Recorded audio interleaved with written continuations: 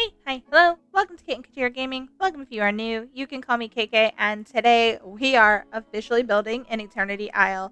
I would say this is my first build in Eternity Isle, but I did do an Eve and Wally build here for a Dreamsnaps a while ago, and then I tore it down. So technically, this is the first build because it's staying up, but it is also in conjunction with the Dreamsnaps this week, which is Ancient Aesthetic. Let's go ahead. Let's turn this little island where you first find Eve and Eternity Isle into an ancient wonderland. So starting out, of course, I cleared the island, except I did leave this tall pillar here in the center that was already there.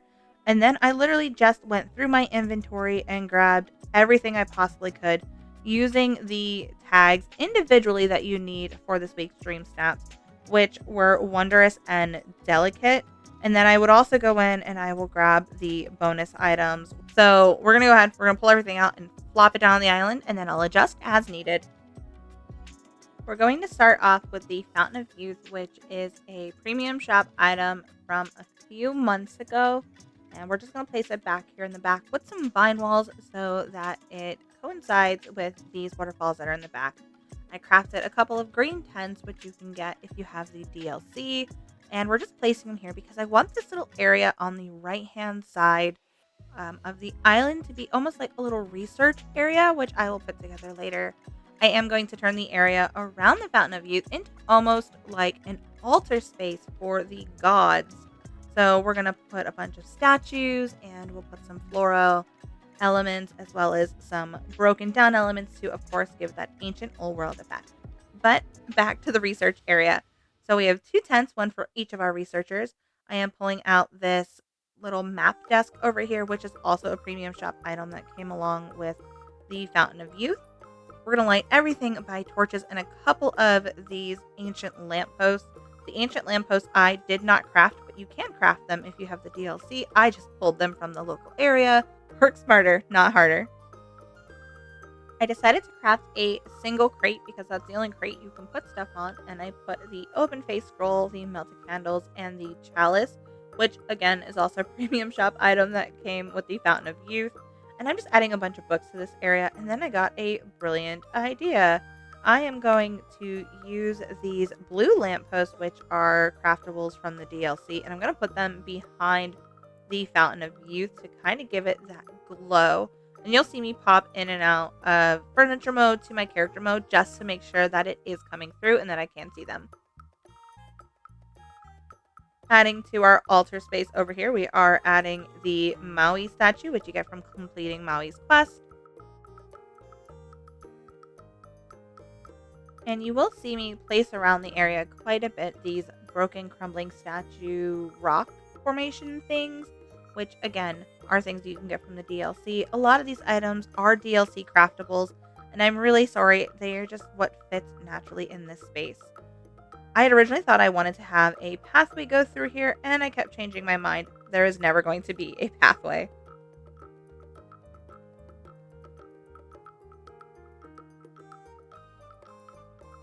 I did end up time jumping a little bit. This is filmed in a couple of different parts, so the lighting does change quite a bit.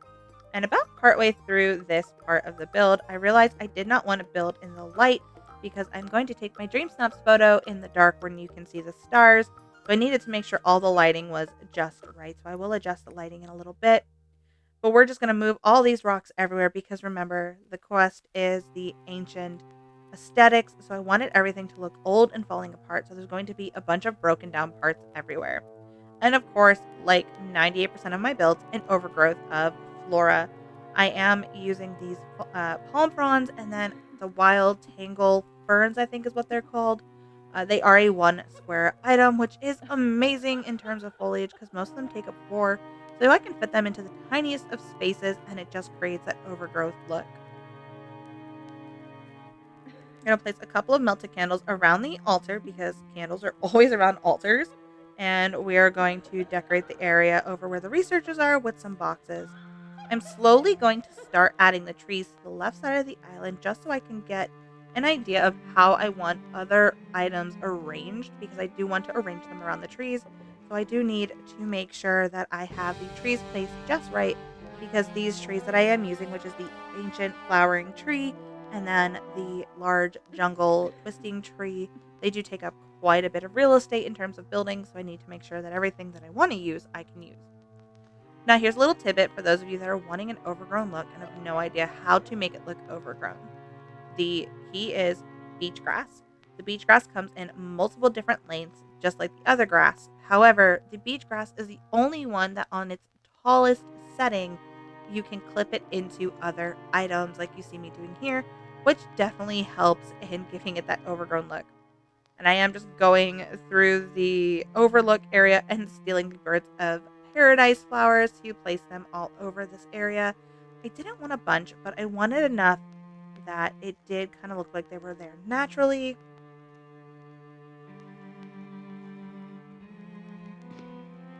You do see me place a couple of the new Hercules items like that statue in the back by Maui and then this curved bench. So I am still keeping with these stone elements, mixing with a couple of wood bits.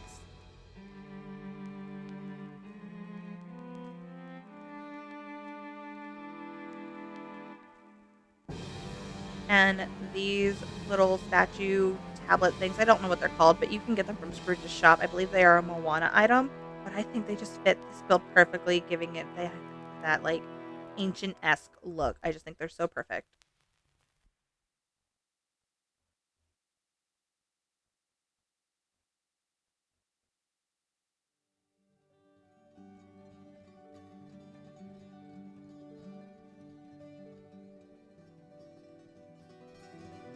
Okay, y'all, we're gonna go ahead and do a quick little walkthrough of my area. So again, this is the area that I did use for the current week's Dreamsnaps, which is the ancient aesthetics. So over here on the right hand side, we do have our researchers area. So it's complete with various boxes and books and candles and little knickknacks that a researcher might bring to a new island. I also kind of tried to emanate Treasure Island in this area, which is why I kind of look like Kida, who is just an amazing character in general, so she should totally come to the valley, but it's probably not going to happen. Over here on the left side, we do have our altar to the gods. So we have a couple of Maui statues. We have one by the Fountain of Youth, and then we have Phil from Hercules on his statue, and then another Maui statue behind us. We have some epitaphs here, which I love this item. This is a fantastic item. Truly, I love this little epitaph thing right here. And this well, I actually got in my shop today right before I did this speed build, so it fit perfectly, and this was the first time I ever noticed you could actually interact with it. That was so much fun. Okay, let's go ahead and let's get the B-roll started.